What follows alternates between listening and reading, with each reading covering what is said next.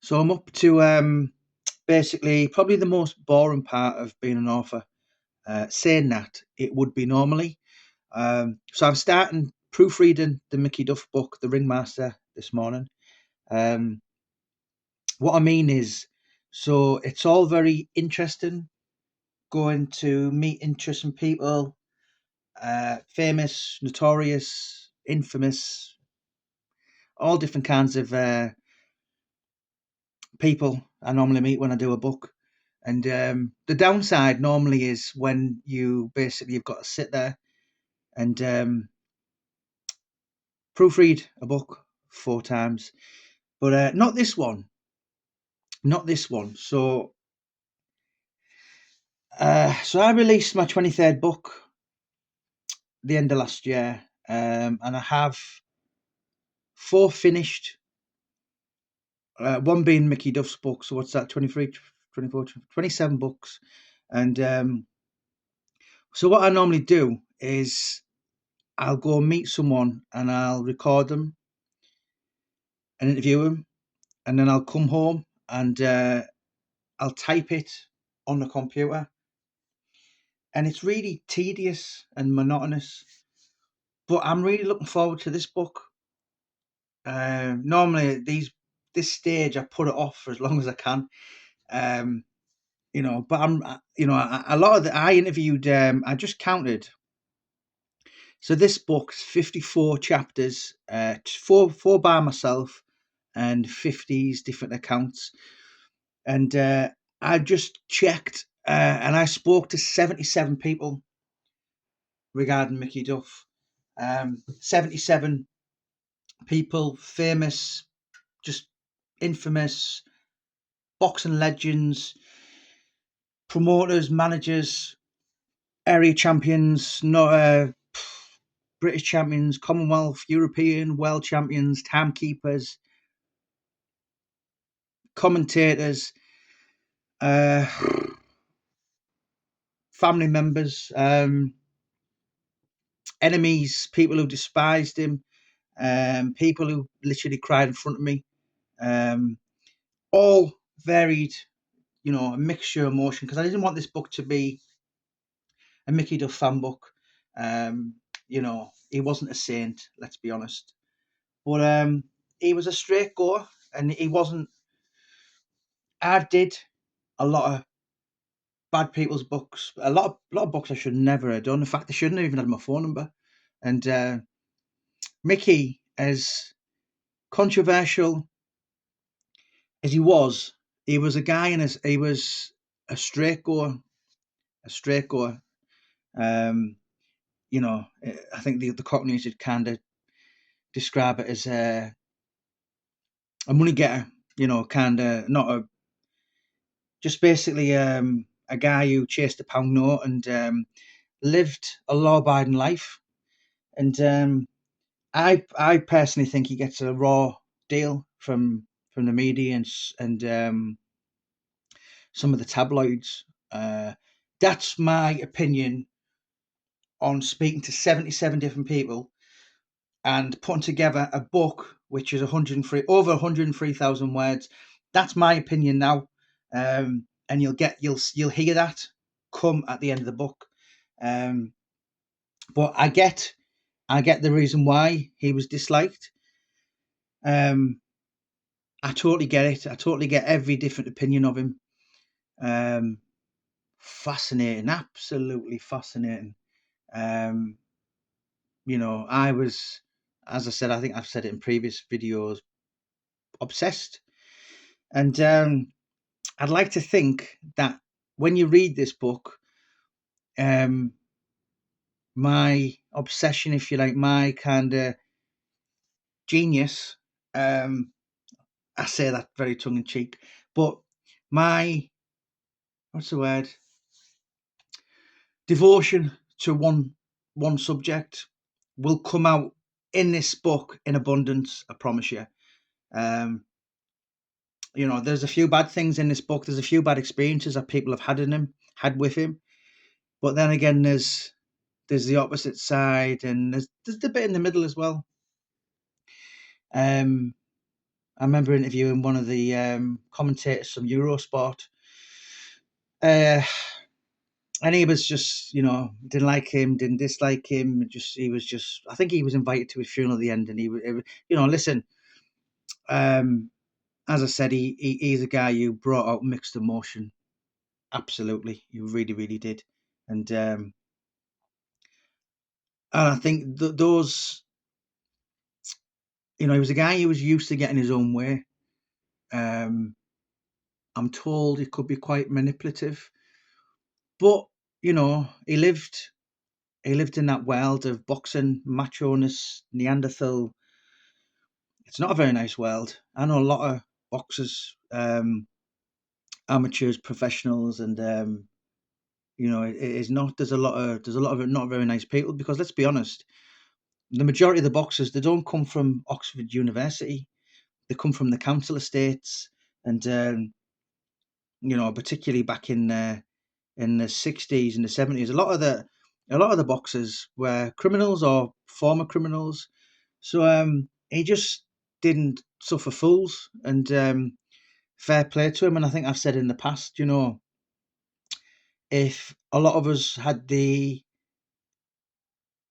lack of emotion that Mickey Duff did in life, I think life would be a lot easier. Um, I've interviewed some of his closest friends, and I said, was there a time when he showed emotion and all that? And yeah, I'd like to add, I mean, to be honest, the one I'm trying to impress the most is his son. And I'm going to send him it in about 7 weeks' time. And as soon as he gives me the pat on the back, if you like. So I've set myself a target. I need to proofread this book twice in the next 7 weeks. I'm obviously going to give him it. He's going to tell me what his thoughts were, maybe chop and change a few bits. And then I'm going to read it again, and then I'm going to read it again, and then it'll be out, and then I'm going to speak to your talk sports, your boxing news, your boxing monthlies, your Jewish sport and things. Basically, anyone who'll entertain me. Um, yeah, I imagine this will be quite possibly the biggest regarding, when I do a book, I'll spend a couple of days promoting it. Um, Speaking to podcasts, radios, possibly televisions, whatever. And I think I'll have this is the most where, because he's so well known, um, the options are unlimited. There's a couple of Americans in this book, um, a couple quite well known, so maybe the American media might cover it. I don't know. Off the top of my head, as I said, Boxing News, Boxing Monthly, the East End papers. Of course, he was one of theirs. But yeah, I'm really looking forward to. So I'm not going to be as active on my channel for the next couple of 6 or 7 weeks, because I've got to get my head down, headphones on, and listen to some of the stories. And there's a lot of very funny, entertaining, unforgettable stories in this book. I said before, I actually could have did a book alone on Mickey Duff put downs. There was a book actually. I found out for the research of this book, the world's greatest put downs, and Mickey Duff has two. Mickey Duff has two. It's basically like a book of how can you kind of insult someone a little bit stylish, and yeah, Mickey Duff's two quotes made the greatest put downs of all time. So that kind of shows what kind of man he was. But yeah, I'm gonna go put my headphones on, dictaphone on, and listen. And yeah, this part is normally boring, but as I said, I speak to that many people. I listen to stories sometimes, and you forget. Do you know what I mean? You think, oh God, I forgot speaking to him, and I forgot he told me that. And sometimes people have said to me on here, or told me a story, and I've been like, "Where did you hear that from?" And he said, "You, it's in one of your books." But yeah, Mickey Duff, what a guy, and I'm really, really looking forward to doing the proofreading, because I'm going to get to. Sounds a bit narcissistic, doesn't it? But I'm going to get to enjoy and listen, and you know, I don't mind admitting sometimes I have read my own books and thought this is actually bloody good. But yeah, the ringleader. Sorry, I do apologise. So I forgot the name. So the Ringmaster, Mickey Duff, written by myself, Jamie Boyle, published by Warcry Publishing. The forward is being kindly done by none other than Barry McGuigan, and yeah, I'm aiming for autumn with this. I could have it out early, but I'm not going to. Basically, this is my, if I'm a mad scientist, then this is my Frankenstein. This is my baby, and out of all the 27, this is the one that, like when Mickey's, because I'm reading Henry Wharton's book at the minute, and when he signed him, he was the only guy who Mickey offered a fee, and basically what he done that for was an investment in a boxer.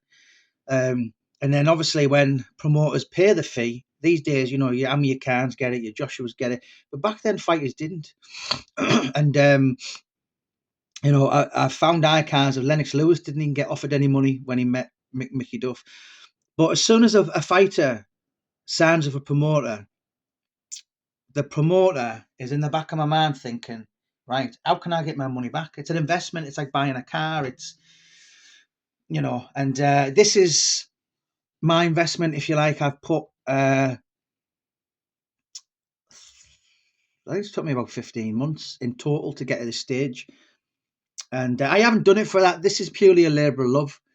Don't get me wrong, I've got a family to provide for, but this book's actually going to support a registered charity, which is one of the ones. It actually looked after Mickey Duff for the last 2 years of his life, the Jewish Nightingale Home. So, yeah, definitely isn't. Definitely isn't. This money wasn't the